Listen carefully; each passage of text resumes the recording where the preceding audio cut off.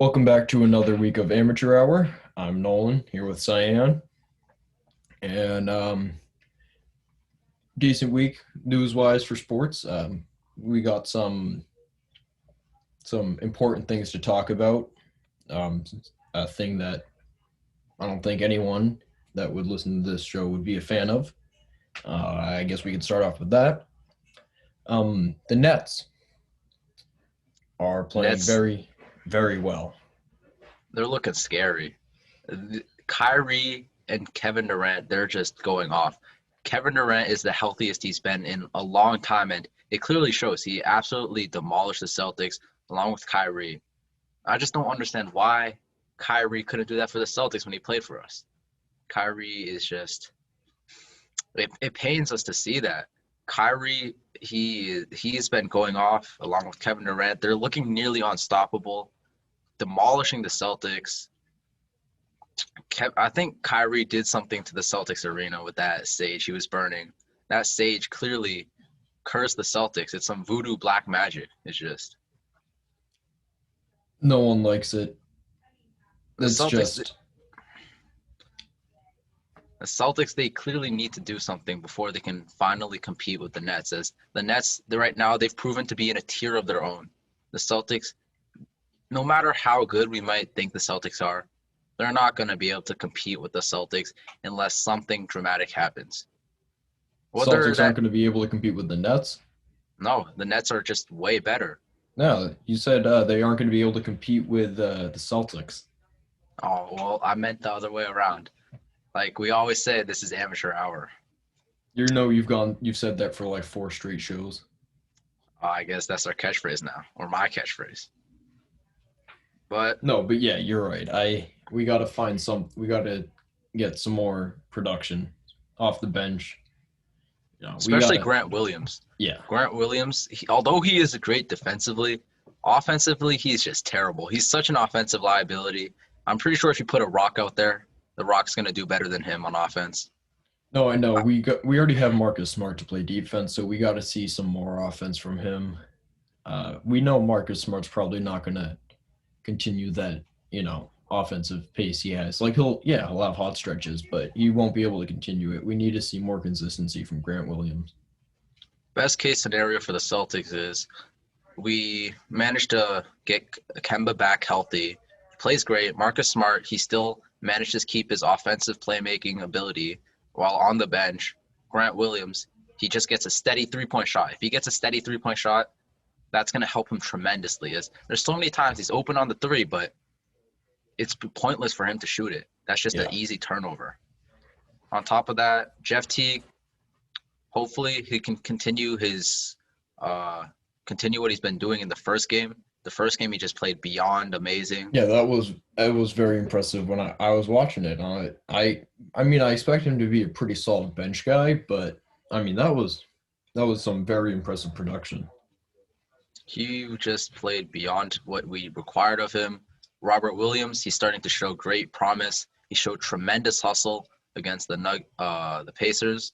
They might have lost, but he had 4 steals and his athleticism, he's just insane. We need Brad Stevens to work his magic. If Brad Stevens, we have all the talent we need. We just need Brad Stevens to coach them. And if we need more talent, more firepower, the Celtics, they have a mid-level trade exception that they could use to sign a key free agent. Yeah, no, I think it's more just we need to just see a little bit more from a few of our guys.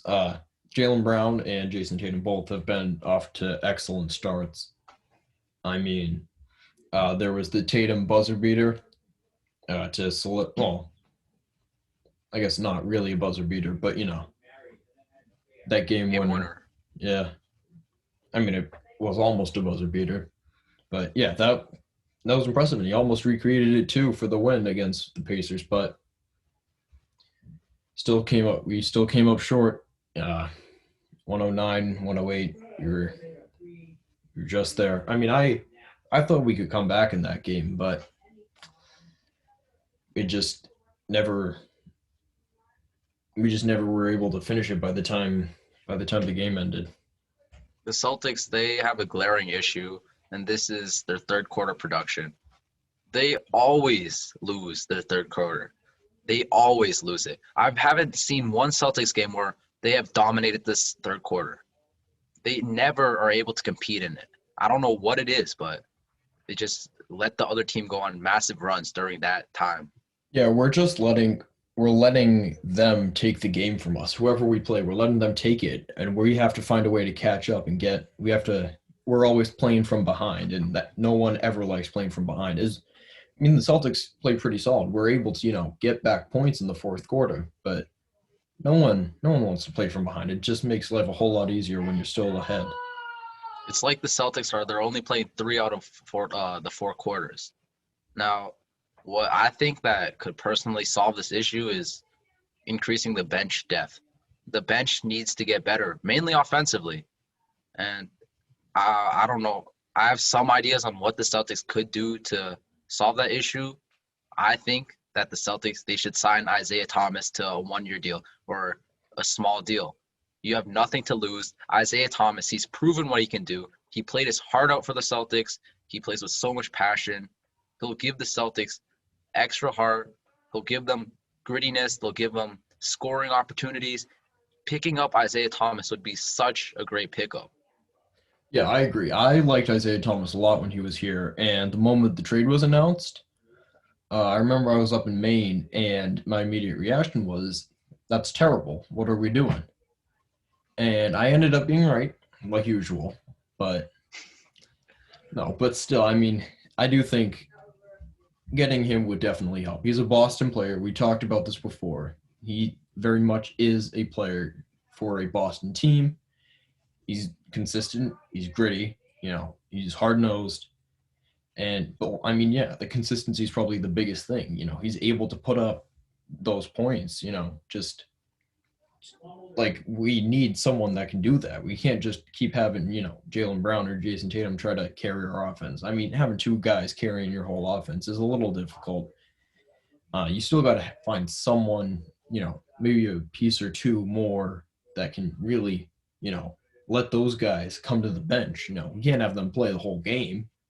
And once they get off the court, typically in the third quarter, that's when we fall. That's when we start to fall behind because we just don't get the offensive production that we need. Do you think a healthy Kemba Walker coming back will solve this issue? He'll help, but I don't think I can say we'll completely solve it. More just because I mean, we can't have him play the whole game either. If let's say we are starting five, Smart, Brown, Tatum, Kemba, and I'd say, well, I mean, you can argue who gets the fifth spot, but I'd say it's Tristan Thompson. Um, some people might say you give it to whoever. I don't know. I'm giving it to him. That's what I'd say. Only thing is, that's our starting five. We, I'd prefer to see Kemba on the court with Jaylen Brown, but I mean, just because they do play, like their chemistry together is, they do play very well together. That chemistry, there's definitely chemistry there. So, I mean, it's just I don't really. I feel like if we just rely on these three guys, with Tatum, Brown, and Kemba when he's back, it's just not enough because we do. I mean, as good as Jeff Teague is, and he played great in the first game, he's probably not going to play like that every single game. We can't rely on him to, pick up the slack when we have our subs in. So he definitely had an off game against the Pacers, which probably cost us the game. Yeah, we do need another person that can come off the bench and play that offensive role. That's probably it for the Celtics. In other basketball news, we have the Clippers game, the infamous Clippers game. I don't know where to start on this, but I'll just say this. The Clippers, they are so bad. They have certified themselves at the bottom of LA sports teams. I'm pretty sure A local YMCA LA team could play better than them. They managed to get blown out by 50 plus points. 50 plus points. That is just embarrassing. Pandemic P. Pandemic P. Pandemic Paul George is just not doing what he needs to do. I'm at a loss for words. I just don't know. I mean, I think that's pretty much all you can say is that, I mean, I think everyone's at a loss for words. It's just terrible. There's no other way to put it. You can't really find an excuse other than they just are bad. I mean, like, okay. In all fairness, though, it's not the end of the world because, they still can, let's say they're willing to do it. They get a high draft pick. That'll help, whatnot. But I mean, right now, it's going to be hard for them. They've kind of always been the laughing stock of the NBA. I mean, let's be real. There's plenty of Clippers jokes, but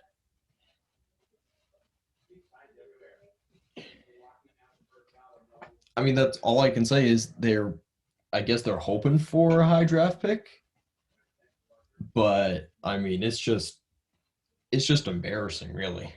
It's not a good look at all. They don't care really. I would think. I mean, yeah, same. I'm same with you. I'm at a loss for words. Well, if I was a Clippers fan, I honestly wouldn't be too worried as it is only one regular season game. But Yeah, but I mean, having that happen, you don't like the players. They wouldn't be pleased. One game can carry over for weeks. Just that it's still right there. Like, and it works both ways. You have a great game, whole team plays great, play better than they ever have. You see that momentum carry. But, then you lose by 50, might carry the momentum of a 50 game loss. So I mean, yeah, it's one game, but I'd be a little nervous just because, like, yeah, you see, like, you lose by 20, you lose, maybe 30, but I mean, just 50 is just a whole nother number. It's just whatever you kind of, say about it, it is just embarrassing. Luka Doncic, one man, Luka Doncic, scored more than the entire Clippers starting lineup. Luka at 44 and the Clippers stars only at 41 points. That is beyond embarrassing. I mean, I'll take it. I got him on my fantasy team. I'm plenty happy with that. But not only did the Clippers get tarred and feathered by the Clippers, they also got publicly pantsed.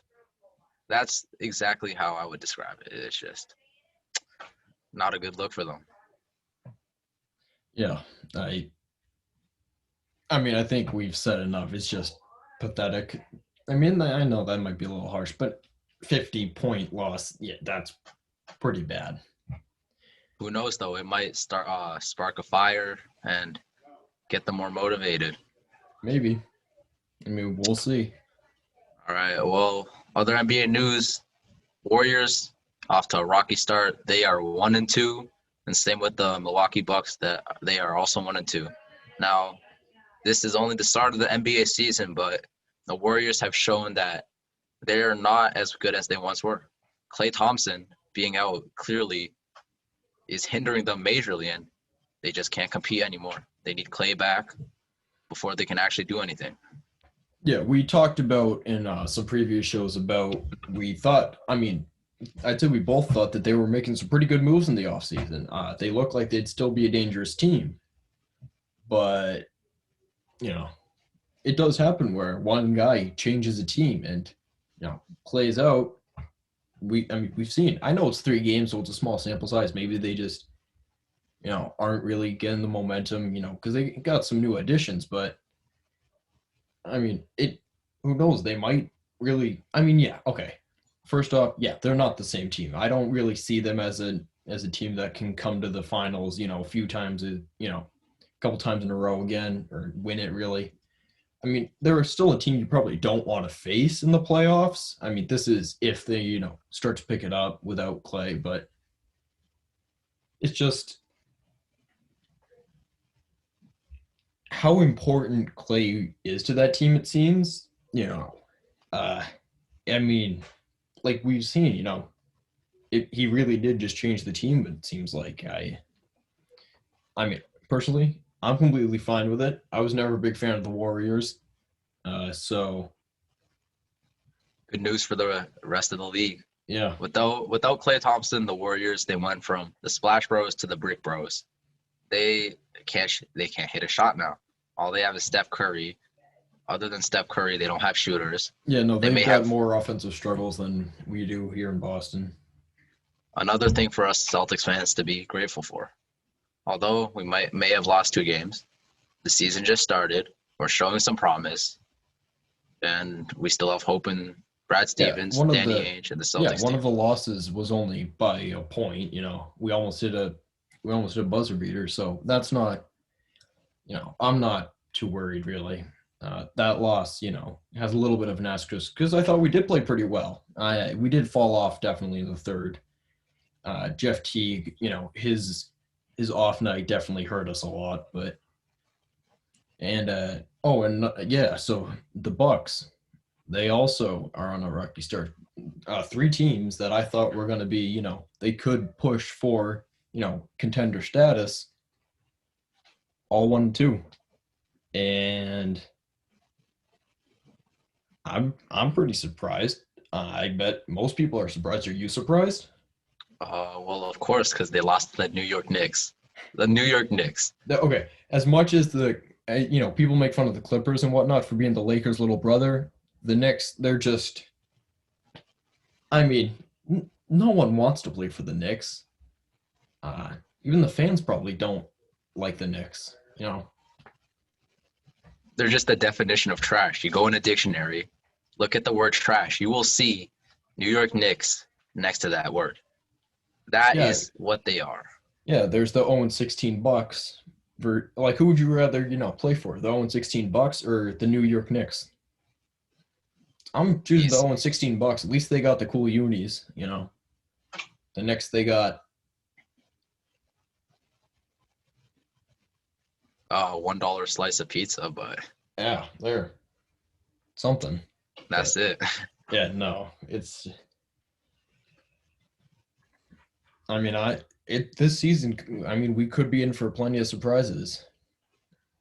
What might be more disappointing than the Knicks, though, are probably the Pats. Yeah, no, Now, normal fans, they wouldn't be this disappointed in the Pats. You know, their record, it's not terrible, but us Pats fans, we we have experienced more. greatness. Yeah. Yeah, we were great. And now to all of a sudden go to this is just disappointing. The Pats, they lose 38-9. And to the Bills. I mean, Of everyone course, in our to the division is Bills. just a Yeah. joke. I mean, they should be at least. They have been for my whole life, pretty much. So, I mean, yeah, it's humbling or whatever. People could say that, oh, well, you can learn from it. No, no one wants to learn from a loss. No, we want to just win. Learning from a win is a lot better than learning from a loss. Yeah, you can learn more from a loss. I don't care. I want to win. I want to, rub it in, these New Yorkers' faces. How many rings do you have? Yeah, less than Brady. You know. Yeah, but I With just in general, just that game really as a whole was just pretty disappointing. I just, I mean, from the quarterback perspective, Pats, they just don't have a quarterback. Neither Cam Newton or Jared Stidham was able to do anything. The Pats, they have no offensive threat outside of their running game. It's yeah, just no, it's having Cam as the QB is pretty much just adding another running back at this point. they weren't It's able to do anything offensively except run the ball. It seemed like they had to punt the ball so many times. It seemed like Jake Bailey was stat padding. That's how bad it was. I mean, Matthew Slater, he's getting plenty of time out there. I mean, I love Matthew Slater, but he's just out there, playing so much. Here's the thing: as much as people from New England love Matthew Slater, and I'm one of them, seeing him on the field less tends to be better. When he's on the field more, probably means we're losing. And yep, that was the case. It was just, I mean, there's really not much you can say other than we just got outplayed in every. There's no real win we had at all. We didn't win anything. We didn't win the run game. Defensively, we certainly didn't. They broke down our defense right out of the gate pretty much. It was just a tough game. Yesterday in Gillette Stadium, well, not yesterday, but in Gillette Stadium, Josh Allen has thrown more touchdown passes than Cam Newton has all season in Gillette Stadium. That is disappointing. Now, not all of this is on Cam's fault, as look at the wide receiver core. Who do you have? Like, you might have N'Keal Harry, who's shown glimpses of greatness, but you can't just have those glimpses. You need to have a reliable receiver. Yeah. This offseason is going to be so tricky for the Patriots to maneuver. You don't know if you want to keep Harry, if you want to trade Harry, if you want to keep any of your other receivers, and you don't know what to do for quarterback. We'll just have to trust Bill Belichick, and hopefully he'll lead us back to greatness. Yeah, I think at this point we just gotta wait it out pretty much. Wait. Hope a wide receiver we have in our system develops real well. Something at least. It's just pretty tough right now. I mean, yeah, it's wide receivers is pretty much what we need. I know last week we were talking about what's our biggest need. Maybe it's the linebacker, with Hightower out, but no, it's wide receivers at this point. It's the passing game as a whole. Yeah, a quarterback that can throw the ball would help. We can't keep having teams. At this point they're just expecting us to run it. Either Damian Harris or Cam Newton. So as good as those two are, especially Damian Harris, it's just not something you can rely on game in and game out just because teams are going to realize it and they're just going to shut us down eventually. They'll figure it out.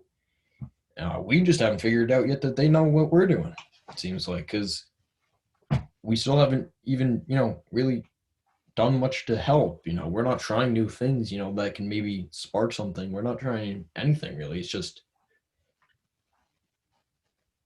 it's like, we should have made our minds. If we were going to be okay to lose, we should have done it a while ago. We were still trying to push, get over 500. But at this point, it pretty much was the worst case scenario. Probably like a middle of the draft pick, no playoffs, sub 500 record, just nothing to be, excited for at all, pretty much, which is just tough. With the past disappointing season, would you be fine with taking another transition year? Yes. I think that would be better for us, but no one wants transition years. I'd be okay with it.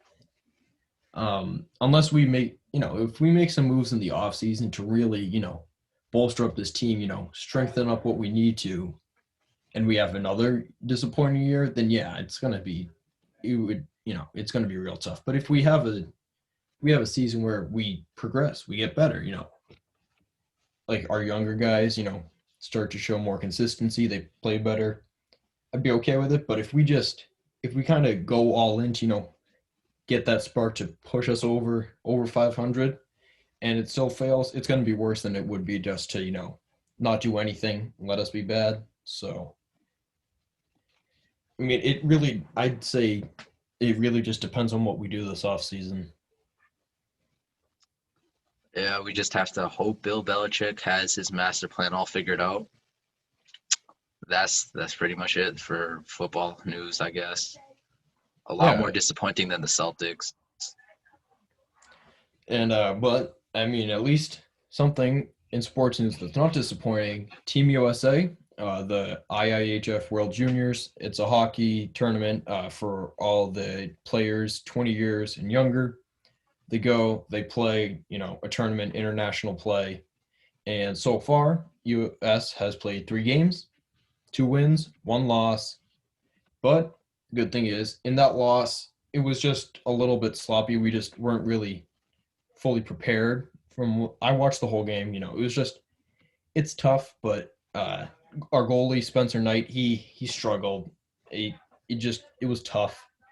He just had a tough night. But good news is, game after that against Austria, 11-0, I believe, and today against the Czechs, 7-0.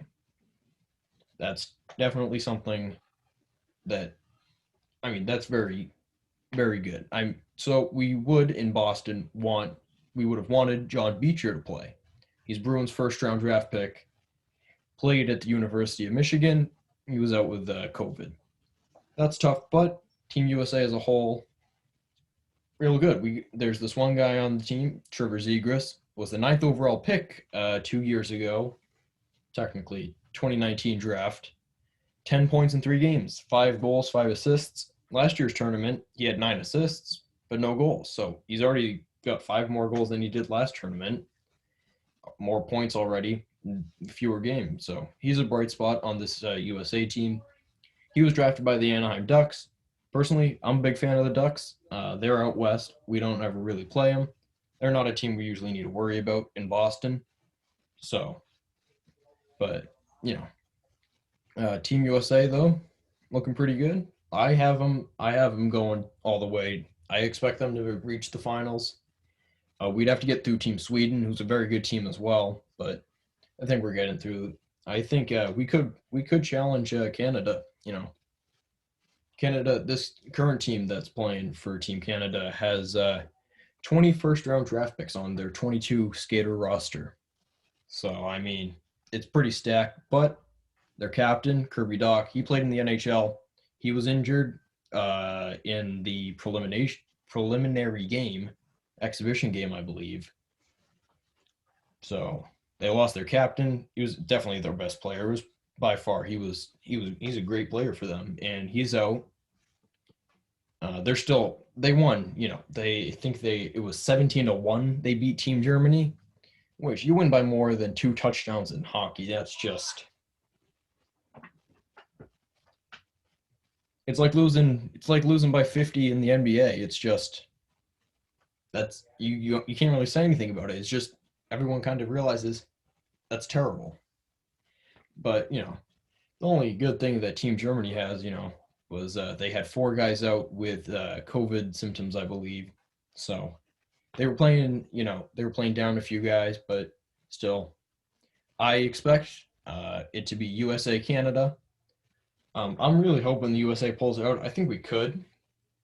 This is one of the better offensive teams, at least from the American standpoint, that we've had in a few years. A lot of guys that produce really well offensively. So, we'll see. I'm pretty confident in this USA team, but yeah.